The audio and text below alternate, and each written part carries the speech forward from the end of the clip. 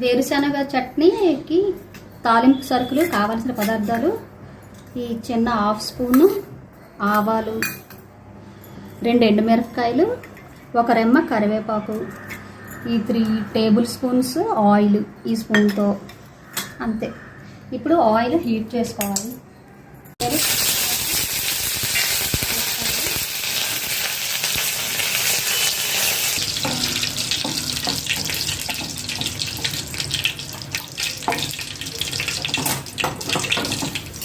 stove off చేసుకొని